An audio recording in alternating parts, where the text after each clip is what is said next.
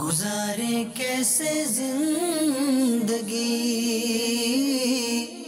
آؤ علماء سے پوچھ لیں، آئے جو مشکل پیش کوئی، آؤ علماء سے پوچھ لیں۔ الحمدللہ رب العالمین والصلاة والسلام علی سید المرسلین، اما بعد فاعوذ باللہ من الشیطان الرجیم، بسم اللہ الرحمن الرحیم۔ الصلاة والسلام علیک یا رسول اللہ، الصلاة والسلام علیک یا حبیب اللہ، الصلاة والسلام علیک یا نبی اللہ وعلی آلک واصحابک یا نور اللہ۔ پیارے اور محترم اسلامی بھائیوں، دارالافتاء اہل سنت سلسلے میں مرحبا کہتے ہیں، درود پاک کی فضیلت سنتے ہیں۔ نبی کریم صلی اللہ تعالی علیہ وآلہ وسلم نے ارشاد فرمایا، جو کوئی شخص مجھ پر ایک مرتبہ درود پاک پڑھے، اللہ تعالیٰ اس پر 10 رحمتیں نازل فرماتا ہے۔ صلو علی الحبیب صلی اللہ تعالی علی محمد صلی اللہ تعالی علیہ وآلہ وسلم۔ ایک کال سلسلے کا حصہ بناتے ہیں، جی چلائیے۔ السلام علیکم ورحمۃ اللہ وبرکاتہ۔ وعلیکم السلام ورحمۃ اللہ وبرکاتہ۔ مفتی صاحب کی بارگاہ میں سوال ہے، کیا روزے کی حالت میں ٹیکا یا ڈرپ جو ہے نا لگوا سکتے ہیں؟ الحمدللہ رب العالمین والصلاة والسلام علی سید الانبیاء والمرسلین، اما بعد فاعوذ باللہ من الشیطان الرجیم، بسم اللہ الرحمن الرحیم۔ روزے کی حالت میں انجیکشن یا ڈرپ لگوا سکتے ہیں، روزہ نہیں ٹوٹے گا۔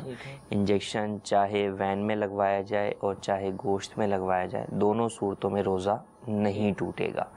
لیکن انجیکشن لگوایا کس طور پر جا رہا ہے؟ ایک ہے کہ کوئی بیماری ہو گئی، ٹھیک ہے، اب اس کے لیے یا کوئی درد کی شدت ہے، اس کے لیے لگایا جا رہا ہے، تو حرج نہیں ہے کہ اب روزے کو بچانے کے لیے کہ اگر وہ شدت بڑھے گی تو پھر روزہ توڑنے کی طرف یہ شخص چلا جائے گا، یا اس کا کوئی کورس چل رہا ہے ٹیکوں کا، یا کوئی جو ہے بیماری اب بھی کا کر رہا ہے، تو بھی ایسی صورت کے اندر کر سکتا ہے۔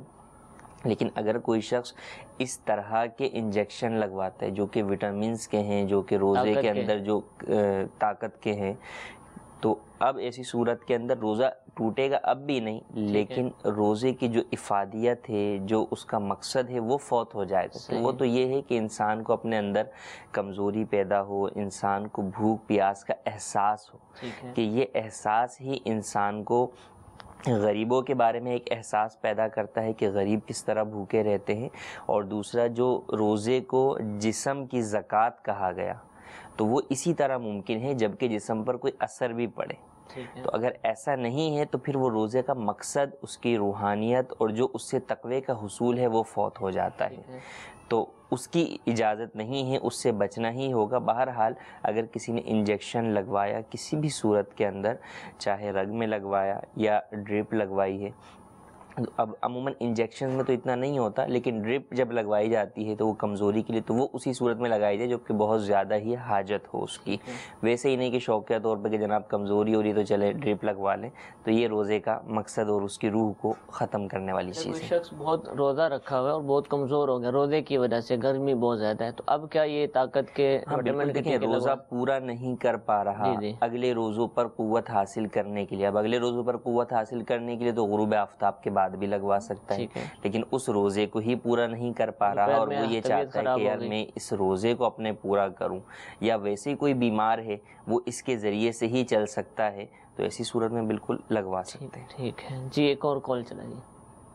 میرا نام محمد عدنان اتاری ہے۔ میرا مفتی صاحب سے یہ سوال ہے کہ کیا روزے کے لیے تراویح پڑھنا شرط ہے؟ اگر تراویح نہ پڑھیں تو روزہ نہیں ہوگا؟ جی حضور، دیکھیں روزے کے لیے تو مسلمان عاقل بالغ ہونا یہ شرائط میں سے ہے۔ اب نماز پڑھنا وہ اپنی جگہ علیحدہ فرض ہے، زکوٰۃ دینا علیحدہ فرض ہے، اسی طرح تراویح سنت مؤکدہ ہے تو اس کی اپنی سنت مؤکدہ کی جو تاکید ہے وہ اپنی جگہ پر ہے۔ تو ایسا نہیں کہ اگر یہ عبادت نہیں کری تو دوسری عبادت نہیں ہوگی، یوں نہیں۔ ہاں بعض عبادات ہیں جیسے نماز کے لیے وضو شرط ہے، طہارت شرط ہے، تو وہ بھی عبادت ہے، لیکن وہ ضروری ہے، جی وہ ضروری ہے۔ تو اس اعتبار سے تو ضروری نہیں ہے کہ اگر کسی نے تراویح نہیں پڑھی تو وہ روزے نہیں رکھ سکتا، یا اگر شرعی اعتبار سے کسی میں روزہ رکھنے کی طاقت نہیں ہے اور شرعاً اسے اجازت ہے کہ بھئی اس دفعہ روزے وہ چھوڑ دے اور بعد میں ان روزوں کی قضا کرے، تو یہ مطلب نہیں کہ تراویح بھی اس سے معاف ہو گئی، ایسا نہیں۔ ٹھیک ہے، تراویح کی سنت موقدہ کی جو تاکید ہے وہ اپنی جگہ پر موجود ہے، تو بہرحال تراویح پڑھی جائے گی۔ ٹھیک ہے، اور اگر کوئی روزہ رکھتا ہے اور تراویح چھوڑتا ہے تو اب کیا ہے کہ رمضان المبارک ایک مکمل طور پر عبادتوں کا مہینہ ہے، اس میں بعض عبادات وہ ہیں جو ہم پر فرض ہیں، بعض وہ ہیں جو سنت موقدہ کے اعتبار سے تاکیدی حکم رکھتی ہیں جیسے تراویح، اور بعض اس کے علاوہ نوافل بھی ہیں۔ اب جو دیگر نوافل عبادات ہیں تو ان میں تو کوئی شخص کمی بیشی کر سکتا ہے، لیکن سنت مؤکدہ تک کمی بیشی کا اختیار نہیں ہوتا، کیونکہ سنت مؤکدہ کے ترک کی عادت بنانے والا گنہگار ہوتا ہے۔ تو رمضان المبارک کے اندر تو باقاعدہ جو حدیث مبارکہ ہیں ان کے اندر جو مغفرت کی بشارت دی گئی اس میں دو چیزیں ذکر کی گئی کہ اس نے رمضان کی راتوں میں قیام کیا اور دن میں روزہ رکھا۔ ٹھیک ہے، جب یہ دو کام کیے تو اس کے لیے مغفرت کی بشارت ہے۔ تو اب مغفرت کا حصول ہر مسلمان کی تمنا ہے، تو ہم روزہ تو رکھیں اور تراویح سے محروم رہیں تو یہ بہت بڑی محرومی کی بات ہے، اور سال میں ایک ہی مرتبہ یہ موقع آتا ہے کہ انسان اللہ تبارک و تعالیٰ کی بارگاہ کے اندر ایک ساتھ 20 رکعتیں ادا کرنے کے لیے کھڑا ہوتا ہے، ایک بہت بڑا وقت ملتا ہے، اور وہ مہینہ جس میں قرآن کا نزول ہوا اس میں قرآن کی تلاوت خود کرتا ہے یا تلاوت قرآن کریم سنتا ہے، تو اس سے بہت بڑی یہ محرومی ہے اور عادت کی صورت میں گناہگار بھی ہوگا۔ تو لہٰذا اس بات کی طرف مکمل توجہ دینی چاہیے۔ بعض لوگوں کے ذہن میں شیطان یہ وسوسہ ڈال دیتا ہے کہ یار وہ فرض ہے، وہ سنت یہ نہ چھوڑ دیں تو کوئی مسئلہ نہیں، ایسا نہیں ہے۔ اولاً تو سنت چھوڑنے والے یہ سوچیں کہ نبی کریم صلی اللہ علیہ وسلم کی سنت ہے، سنت کس کی ہے؟ حضور کی سنت ہے۔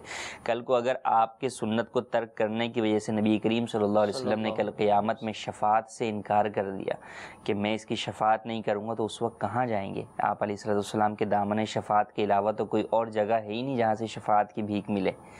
تو نبی کریم صلی اللہ علیہ وسلم کی شفاعت کے حصول کے لیے بھی آپ علیہ الصلوۃ والسلام سے محبت کا ہم دعویٰ کرتے ہیں۔ اس دعوی محبت کو بھی سچا کرنے کے لیے ہمیں حضور کی ہر سنت پر عمل کرنا چاہیے۔ انشاءاللہ ویڈیو سوال چلائیے گا۔ میرا نام سرفراز ہے، میں اٹلی بریشیا سے بات کر رہا ہوں۔ میرا کویسچن ہے کہ یہ جو لوگ فونوں پہ قرآن آیتیں سینڈ کرتے ہیں یہ اکثر بعض اوقات ڈیلیٹ ہو جاتی ہیں، کیا یہ ٹھیک ہے؟ قرآن پاک کی آیات ایک دوسرے کو بذریعہ میسیج بھیجنا تو جائز ہے، لیکن چند شرطیں ہیں اس کی۔ ایک تو یہ کہ عربی میں بھیجی جائے، رومن میں نہ بھیجی جائے یا کسی اور زبان میں نہ بھیجی جائے، کیونکہ قرآن کو عربی میں بھی اور عربی میں بھی ایک رسم عثمانی، ایک خط ہے قرآن پاک کا، ایک طریقہ کار ہے تحریر کا، جو کہ حضرت عثمان غنی رضی اللہ تعالیٰ عنہ کے زمانے میں اس کو لکھا گیا تھا، تو وہ رسم عثمانی کہلاتا ہے۔ اس میں لکھ کر بھیجنا، اس میں ہی لکھنا ضروری ہے، تو اس کے مطابق ہی لکھ کر آپ بھیجیں۔ ہاں ترجمہ اس کا آپ اپنی مادری زبانوں کے اندر بھی ٹرانسلیٹ کر سکتے ہیں، لیکن ترجمہ بھی ترجمہ کنز الایمان ہی لیا جائے، خود اپنے طور پر ٹرانسلیٹ نہیں کر سکتے، یا نیٹ پہ سے کہیں سے بھی کوئی اٹھا کر ٹرانسلیشن ڈال دی، یہ درست نہیں ہے۔ تو اس بات کا خاص خیال رکھیں۔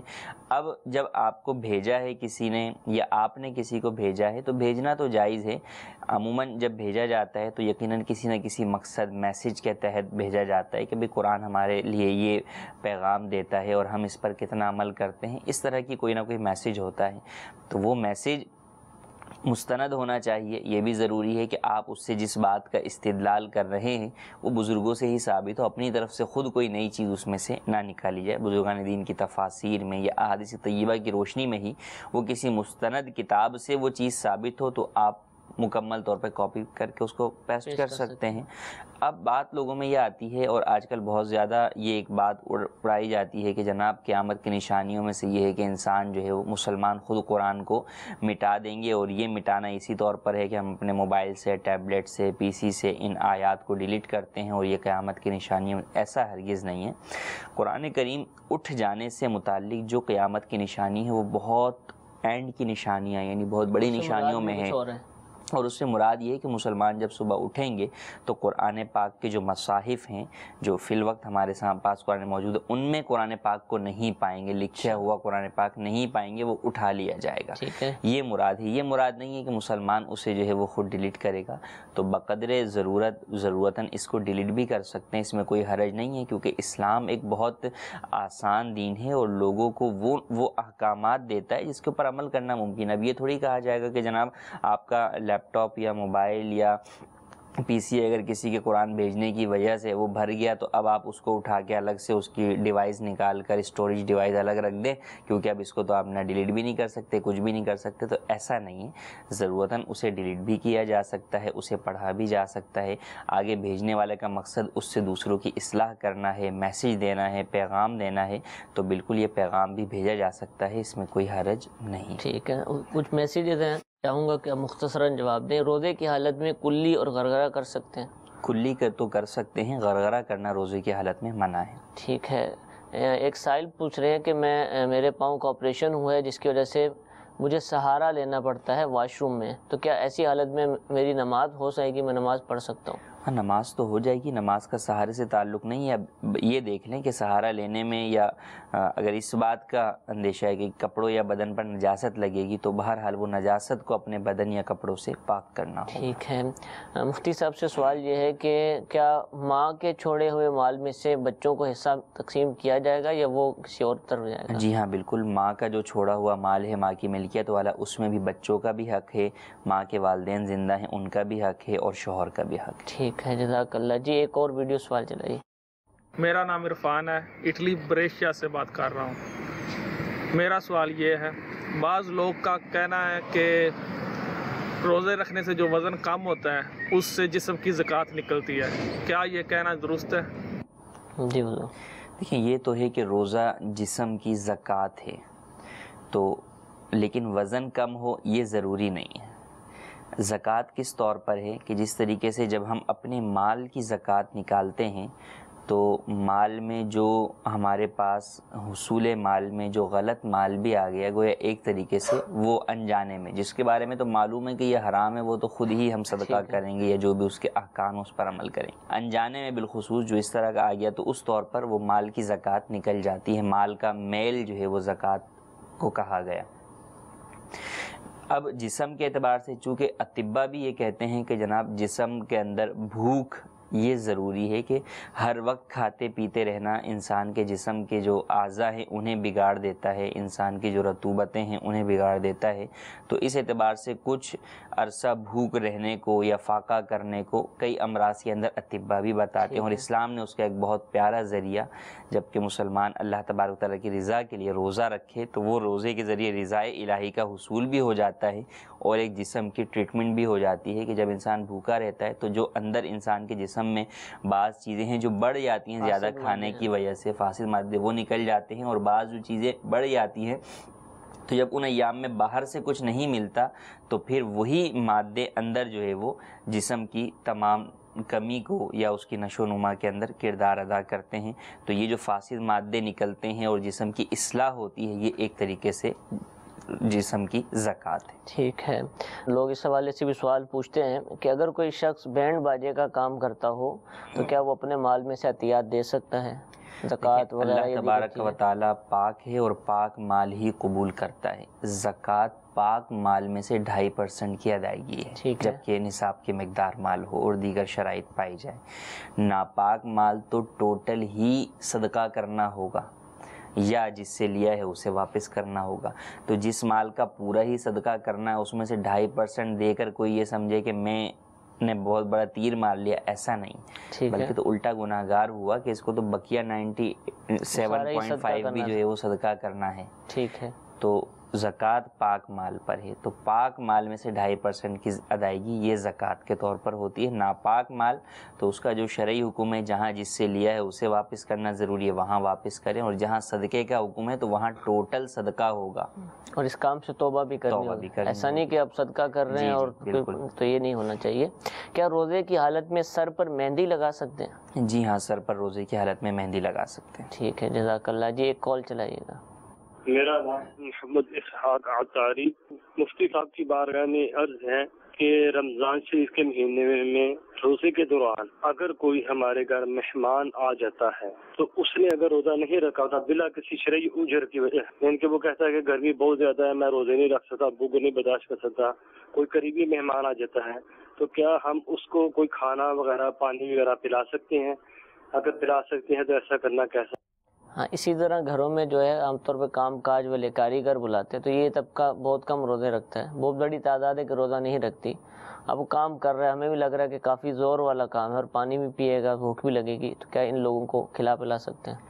دیکھیں اللہ تبارک و تعالیٰ نے بڑا پیارا اصول بیان فرمایا، وَتَعَاوَنُوا عَلَى الْبِرِّ وَالتَّقْوَى وَلَا تَعَاوَنُوا عَلَى الْإِثْمِ وَالْعُدْوَانِ، کہ نیکی اور بھلائی کے کام پر ایک دوسرے کی مدد کرو، گناہ اور ظلم کے کاموں پر ایک دوسرے کی مدد نہ کرو. اب جس شخص نے شرعی عذر کے بغیر روزہ چھوڑا ہے تو اس پر اب بھی لازم ہے کہ وہ بقیہ دن روزے داروں کی طرح گزارے. یہ نہیں کہ روزہ میں نے چھوڑ دیا تو اب میں کھاتا پیتا رہوں، نہیں، احترام رمضان ہے اور گویا اس کے اوپر یہ ایک سزا کے طور پر لازم ہے کہ روزہ رکھ لیتا تو بھوکا بھی رہتا لیکن رضا الہی کا حصول ہوتا. یہاں جب روزے سے منہ تو پھیرا ہے اس نے تو اب رضا الہی کا حصول تو نہیں لیکن سزا اپنی جگہ باقی رہے گی کہ وہ اس کو کھانے کی، کہ میں کھاؤں پیوں گا. مگر یہ غلطی ہے، لوگ یہ سمجھتے ہیں یا کسی کا یوں روزہ چھوٹ گیا کہ جناب سحری کے بعد تک کھاتے رہے غلطی کی وجہ سے، اب وہ روزہ تو چھوٹ ہی گیا، چلے پورے دن کھا پی لیتے ہیں. ایسا نہیں ہے، بقیہ دن آپ کو روزے دار کی طرح ہی گزارنا لازم ہوتا ہے، یہ بھی ضروری ہے.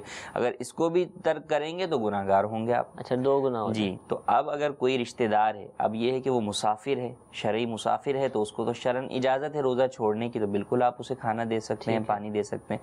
لیکن شرعی مسافر نہیں ہے اور شرعی عذر بھی نہیں ہے، صحیح، تو پھر اگرچہ وہ قریبی رشتہ دار ہو اس کو دینے کی اجازت نہیں ہے. یوں ہی کاریگر کام کر رہے ہیں تو اولا تو مسلمانوں کو چاہیے کہ انہیں بھی ترغیب دلائیں کہ بھئی آپ روزہ رکھیں، ورنہ کم از کم یہ بات انہیں واضح طور پر کہہ دیں کہ رمضان کے اندر ہم آپ کو یہ چیزیں پرووائڈ روزے کے وقت میں ہرگز نہیں کریں گے. ٹھیک ہے. اب وہ اپنے طور پر خود کہیں سے جا کر لے آئیں، وہ ان کا مسئلہ ہے، یہ کم از کم ان کو پرووائڈ کر کے وہ چیزیں فراہم کر کے یہ خود گناہ گار نہ بنیں کہ اس کا دینا گناہ پر مدد کرنا ہوگا. ٹھیک ہے. شرعی مسافر اپنے کا یہ کیا ہوتا ہے؟ شرعی مسافر وہ شخص جو کہ 92 کلومیٹر کی مسافت کے ارادے پر جانے کی نیت سے اپنے شہر کی آبادی سے باہر نکل گیا ہو، تو یہ شرعی مسافر ہوتا ہے. تو شرعی مسافر کو روزہ چھوڑنے کی اجازت یعنی جو نماز قصر کرتا ہے، جی، جو نماز قصر کرتا ہے. اب یہ ضروری نہیں کہ وہ سفر کے دوران ہی ہو، اگر وہ سفر کر کے آیا ہے کسی شہر میں اور اب اس شہر میں وہ شہر اس کا وطن اصلی نہیں ہے اور وہاں پر اس کا 15 دن سے کم رہنے کا ارادہ ہے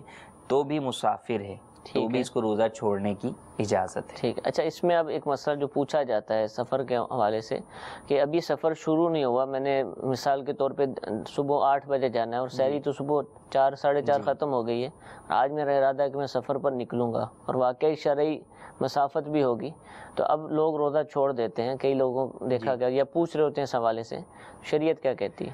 صبح صادق کے وقت مسافر ہوں گے تو یہ رخصت حاصل ہوگی. صبح صادق یعنی جب روزے کا وقت ختم ہوتا ہے، ختم سحری کا جو ہم کہتے ہیں، فجر کا وقت شروع ہونا ہے، جی، اس وقت اگر مسافر ہوں گے تو اگر اس کے 1 گھنٹے کے بعد بھی آپ نے سفر پہ جانا ہے، جب بھی آگے آنے والا سفر آپ کے روزہ چھوڑنے کے لیے عذر نہیں بنے گا، آپ کو روزہ رکھنا ہی ہوگا. ٹھیک ہے، جزاک اللہ. جی، ایک ویڈیو سوال چلائیے. میرا نام سید فاروق اتاری US کے شہر ڈیلس سے عرض کر رہا ہوں. میرا سوال یہ ہے، مذاق میں جھوٹ بولنا کیسا ہے؟ مذاق میں جھوٹ بولنا، مذاق میں جھوٹ بولنا بھی گناہ ہے. نبی کریم صلی اللہ علیہ وسلم کی حدیث مبارکہ کا مفہوم فرمایا کہ بندہ مومن کامل اس وقت تک نہیں ہوتا جب تک کہ مذاق میں بھی جھوٹ بولنا نہ چھوڑ دے. اور پھر فرمایا کہ کبھی انسان دوسرے لوگوں کو ہنسانے کے لیے کوئی ایسی بات کرتا ہے جو کہ اس کو جہنم کی گہرائیوں تک لے کر چلی جاتی ہے. تو مذاق میں بھی جھوٹ بولنے کی اجازت نہیں ہے، وہ گناہ ہی ہے. بلکہ بعض صورتوں کے اندر تو مذاق میں جھوٹ ایسے جملوں کے ذریعے سے ہوتا ہے یا مذاق کہہ لیں ایسے جملوں کے ذریعے سے ہوتا ہے جس کے ذریعے لوگ اپنا ایمان تک داؤ پہ لگا دیتے ہیں. کیونکہ آج کل جو ہے وہ لوگوں کی دین سے دوری ہے تو اسلامی عقائد و شعار کو بھی مذاق کا حصہ بنا دیتے ہیں اور ان کی توہین، تنقیص یا تخفیف کر کے اپنے ایمان کو داؤ پہ لگا رہے ہوتے ہیں اور ساتھ میں دوسرے جن کو سنا رہے ہیں ان کے بھی ایمان کو داؤ پہ لگا رہے ہوتے ہیں. تو ایسا کرنا ہرگز جائز نہیں ہے. تو بہرحال مذاق کی جو شرعاً اجازت ہے اس کو مذاق کو مزاح کہیں ٹھیک ہے، تو زیادہ بہتر ہے. نبی کریم صلی اللہ علیہ وسلم سے بھی ثابت ہے، لیکن وہ سچ کے مکمل دائرہ کار میں ہوا کرتا تھا، اور ایسا نہیں ہوتا تھا کہ اس کی وجہ سے کسی دوسرے کی دل آزاری ہو یا کسی دوسرے کو کوئی تکلیف پہنچے. ٹھیک ہے. جی ایک کال چلائیے. میرا نام محمد شفیق ہے. دارالفتہ سلسلہ بہت ہی اچھا سلسلہ ہے. میرا مفتی صاحب سے سوال یہ ہے کہ لوگ جب میت کے گھر تعزیت کے لیے جاتے ہیں تو اگر مغرب کا ٹائم نزدیک ہو جائے تو کہتے ہیں کہ اب ایصال ثواب اور دعا کرنی گناہ ہے. قرآن و سنت کی روشنی میں رہنمائی فرمائیں. جزاک اللہ خیرہ. آمین. اور اسی طرح ایک اور چیز بھی ہے کہ اگر کسی کا انتقال ہو جائے، ابھی تک تدفین نہیں ہوئی ہے، لوگ ویسے ہی جمع ہو رہے ہیں، تو اس سے پہلے بھی فاتحہ پڑھنے سے بعض جگہوں پر منع کیا جاتا ہے. ابھی فاتحہ نہیں پڑھنی، پہلے تدفین ہو جائے. اور اگر کوئی ہاتھ اٹھا دے، جیسے جاتے ہیں تو ہاتھ اٹھاتے ہیں نا، تو پھر وہ شرمندہ ہی ہوتا ہے وہاں پر جا کر. تو کیا یہ ایسا ہے کہ سال ثواب کے کوئی ٹائم مخصوص ہیں یا کسی بھی وقت کر سکتے ہیں؟ دیکھیں، مغرب سے پہلے جو انہوں نے سوال میں کہا، تو مغرب سے پہلے 20 منٹ مکروہ وقت ہوتے ہیں. ان مکروہ اوقات کے اندر تلاوت قرآن کریم کرنا منع ہے، اس سے بچنا چاہیے. عموماً فاتحہ سے پہلے تلاوت قرآن کریم صورتیں پڑھی جاتی ہیں، تو اس اعتبار سے تو بچنا بہتر ہے. لیکن اگر دعا مانگ رہے ہیں یا ایصال ثواب سے مراد تسبیحات پڑھ رہے ہیں یا فقط دعا ہاتھ اٹھا کر مانگ رہے ہیں کہ یا اللہ جو پڑھا اس کا ثواب ہم مرحوم کو ایصال کرتے ہیں، تو اس میں کوئی حرج نہیں ہے. گناہ کیا، اس میں کوئی حرج ہی نہیں ہے، بالکل کر سکتے ہیں. اس میں کسی قسم کی کوئی پابندی نہیں ہے. یوں ہی تدفین سے پہلے بھی یا جنازے سے پہلے بھی میت کے ایصال ثواب کے لیے دعا مانگنا، اس میں بھی کوئی حرج نہیں ہے. یہ لوگوں نے اپنا کانسیپٹ بنا لیا ہے، ایسا نہیں ہے. آپ اللہ تبارک و تعالیٰ سے دعا کر رہے ہیں تو اس سے دعا ہر وقت کر سکتے ہیں آپ. تو بالکل میت کے ایصال ثواب کے لیے دعا جنازے سے پہلے بھی ہو سکتی ہے اور جنازے کے بعد بھی ہو سکتی ہے. کسی قسم کی کوئی پابندی نہیں. ٹھیک ہے جی، ایک اور کال چلائیے. السلام علیکم ورحمۃ اللہ وبرکاتہ. وعلیکم السلام ورحمۃ اللہ وبرکاتہ. میرا نام مجیب اشرف ہے، میں ہند سے بلانگ کرتا ہوں. مفتی صاحب کی بارگاہ میں عرض ہے کہ ارشاد فرما دے کہ یہ گاڑی کے نیچے سے جو اسلامی بھائی دب کر مر جاتے ہیں، کیا وہ بھی شہید کہلاتے ہیں؟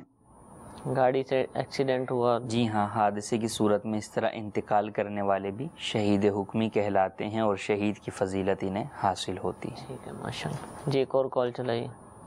السلام علیکم ورحمۃ اللہ وبرکاتہ. وعلیکم السلام ورحمۃ اللہ وبرکاتہ. محمد عارف اتاری. مجھے دارالفتہ اہل سنت میں سوال کرنا ہے کہ اسٹیٹ لائف انشورنس کمپنی میں جاب کرنا کیسا، شرعی رہنمائی فرمائیں. جی وہ تو دیکھیں، اسٹیٹ لائف انشورنس کمپنی میں جو کام ہے، اولاً تو اس کام پر مدار ہے کہ آپ کام کیا کر رہے ہیں، کیونکہ ان کا جو اپنا انشورنس کا کام ہے وہ تو ناجائز اور حرام ہے کہ سود اور جوئے کا مجموعہ ہے. اب اگر آپ کی ڈیوٹی انہی کاموں سے متعلق ہے تو آپ کی جاب بھی ناجائز ہوگی. اگر ان سے متعلق نہیں ہے، مثلاً کوئی کمپیوٹر ہارڈ ویئر کے میں کام کرتا ہے یا وہاں پر الیکٹریشین ہے یا پیون ہے یا اس طرح کے دیگر امور ہیں، تو ایسی صورت کے اندر وہ جاب جائز ہے. ٹھیک ہے، یہ اپنی جاب بیان کریں، دارالفتہ میں آپ رابطہ کیجئے، پھر آپ کو جواب ملے گا. لیکن انشورنس کے حوالے سے بھی ضمناً مفتی صاحب نے حکم ارشاد فرما دیا. جی کال چلائیے.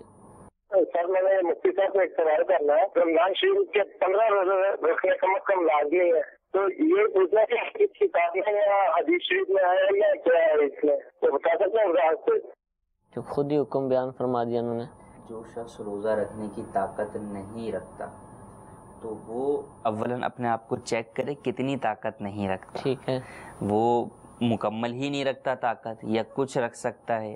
اگر کچھ رکھ سکتا ہے تو ٹھیک ہے، کچھ رکھے، بھلے 15 دن کے رکھے کہ ایک دن چھوڑ کے ایک دن رکھے، تو ہو سکتا ہے اس سے انہیں یہ سمجھ آئے کہ 15 دن رکھے. ایسا نہیں ہے، روزے تو 15 نہیں پورے مہینے کے ہی فرض ہیں. ٹھیک ہے، بیان یہ کیا گیا کہ اگر کوئی شخص روزہ رکھنے کی طاقت نہیں رکھتا تو اب یہ نہیں کہ فدیہ دے دے، بلکہ فدیہ تو شیخ فانی کو ہے. اولاً یہ دیکھا جائے گا کہ یہ شخص پورے روزے نہیں رکھ سکتا یا کچھ رکھ سکتا ہے، کچھ نہیں رکھ سکتا. اگر تو یوں ہے کہ بھئی ایک دن چھوڑ کے ایک دن رکھ سکتا ہے تو جتنے دن رکھ سکتا ہے اتنے دن ابھی رکھے، جو رہ جائیں گے ان کی بعد میں قضا بہرحال کرنی ہوگی. ٹھیک ہے، روزے تو پورے ماہ کے ہی لازم ہوں گے.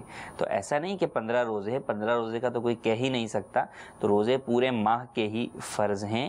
ہاں، جس میں طاقت اور استطاعت نہیں ہوگی تو جتنی طاقت اور استطاعت رمضان میں پائے گا اتنے رمضان میں رکھ لے، اور بقیہ کی بعد میں قضا کرے گا۔ ٹھیک ہے، عدت کی میعاد پوچھ رہی ہیں کہ عدت کی میعاد کتنی ہے اور کیا بحالت مجبوری عدت کے دوران گھر سے نکلا جا سکتا ہے؟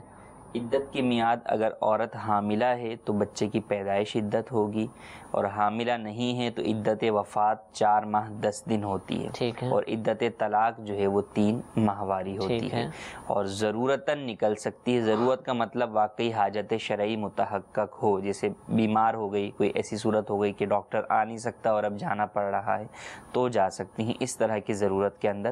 باقی اس کے علاوہ گھر سے نکلنا عورت کے لیے عدت میں یہ جائز نہیں۔ ٹھیک ہے جی، ایک کال چلائیے۔